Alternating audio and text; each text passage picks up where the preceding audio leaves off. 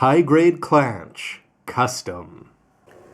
Hey, what's up again, everybody? It's Robert184, 2Rs2Bs, at GundamReviews.net, and you know that Kyo needed a senpai to guide him through, and more importantly, Captain Moe, she of the Captain Butts there, also needed some help along the way, and Seric and his Clanche Custom was able to help them, especially on the moon. You've already seen the unbox, the parts, and the MS and the transformation. Now it's time for some final thoughts on this long-awaited near wrap-up to the High-Grade Age series. To kick things off with some of the negatives, well, the first one is just going to be back there on your right, is that it's always going to be a little bit repetitive, because most of us have already probably put this together if you're a fan of grunts, especially with the regular Clanche, which is not a bad suit following up on the Age 2, but this one, it is going to feel ever so slightly repetitive, because when we're talking about big changes, I just remember in the anime that it seemed to have a lot more, and of course that's just my eyes not being careful when I'm watching. But really, you're only going to have this change down here, and you're going to change what you attach onto the forearms or the elbows, which isn't really going to be moving, and a commander's antenna with a slightly different face mask. So he doesn't have all that much in terms of differences. Every once in a while, there's going to be some parts falling off here that I seem to just notice being a little bit more so than the regular Clanche, though. Especially when you're positioning the legs, you are going to have some posability issues because you're not going to be able to bring the legs up for a nice 90-degree forward kick, because that's how Char kicks, with one foot firmly planted on the ground and the other one coming straight up. This guy's not going to be able to pull it off, slightly offset by the fact that he can do a nice full set of splits though there. And also you're going to have the issue, for whatever reason, whenever you pose the legs, that it just seems like the thighs, just the front parts, are not on all that well, which is surprising. It seems to be secure, but they do tend to pop off. The bigger issue, I think, with this kit is going to be just the fact that you've got those cool parts that are going to be attached on here in terms of the cannons, but how nice, you can understand with the regular Clanche that he's not going to have all that much posability back there, as they're just going to be hanging off, and they're basically just going to be designed to look good from the front when you're looking back there, and it's helped by the fact that they're wide and they've got the two tones.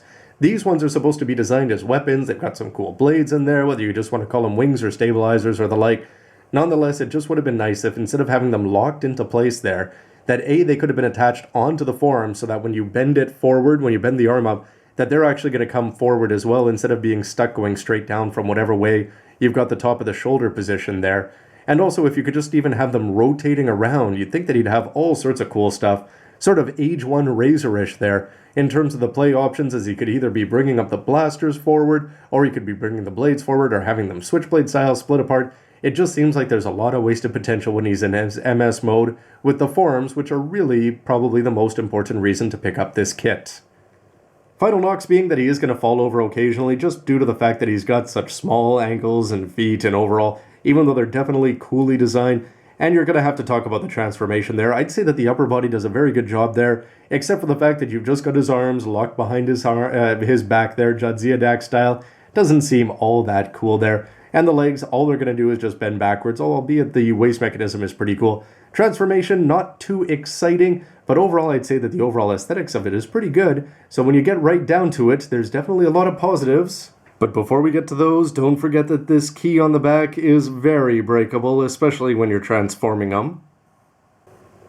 But ultimately, the good parts are going to come down to everything that you thought was good about the Clanche.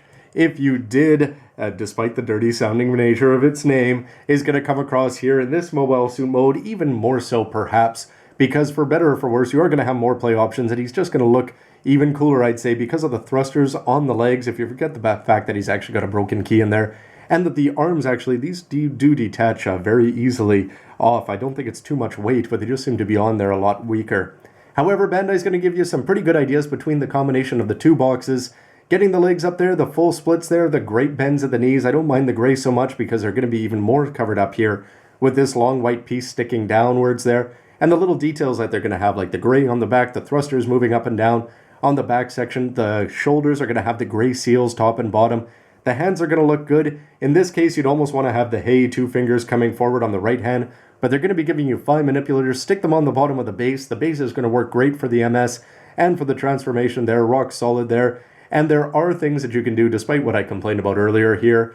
With these, is you can bring the cannons forward there. The white blades are going to stand out even more, as long as you don't mind having the arms going straight forward. It's a little bit more awkward. This is purposely twisted back here, just to show you what you'd have to do if you wanted to get that white fin out and the other cannon forward. And even though he looks a little bit strange here, still the effect is going to be very cool, and the action base up in the air is going to only help him look more so.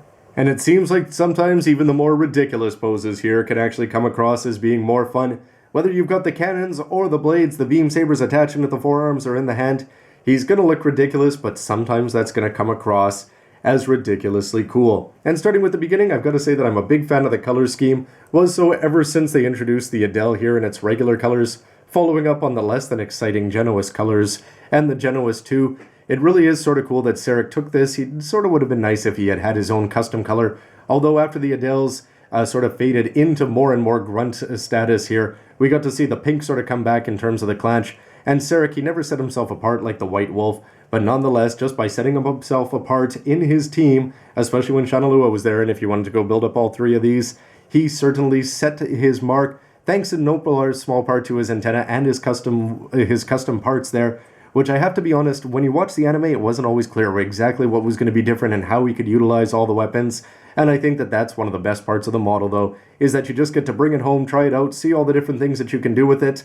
Combine that with the fact that he's very, very relatively stable, considering the fact that he is a transforming Gundam, and I'm looking at so many others, like the Real Grade Zeta right now, and just saying for this guy, yes, it's simple, but at the same time, sometimes simplicity is the best course of action, and this guy pulls it off, despite the fact that the arms are going to be hidden. The shoulders and the head going down is going to look good, and from the top, when you see it with the cannons forward and those white blades switched back, I'd say that he's definitely going to be worth fully recommending, because when you combine the fact that you've got a reasonable price point, a decent transformation, an action base that works well, a great color scheme, and more importantly, if you've got that connection to the character and you enjoyed Seric as team leader and his major sacrifice at the end, at the hands, or at the words, I suppose, of Captain Moe. Anyway, it just seems like this kit is a lot of fun, not repetitive, and I'd say that it sets the bar even higher than the Clanche, which for me has set the bar in terms of overall grunt design. Of course, your Jestas and things like that that take our much more grounded militaristic approach are going to be a lot of fun, but just to see something that's this well smoothly defined, especially when you compare it to the old first generation grunt suits, and then to take it and customize it and add on a whole bunch of extra thrusters and some cool looking weapons, definitely there's no way that I would recommend passing up this kit if you're a fan of the third generation of Age. On to future speculation, because this kit went straight to high grade like the regular Clanche. They had already filled up their slots, it looks like, having 24 across and 3 divided up per each season, divided into 3 seasons for the advanced grades. So no army builders there and no Seric, despite the fact that he'd have a very nice color scheme to him. So the real question would be, would we ever get a master grade of that?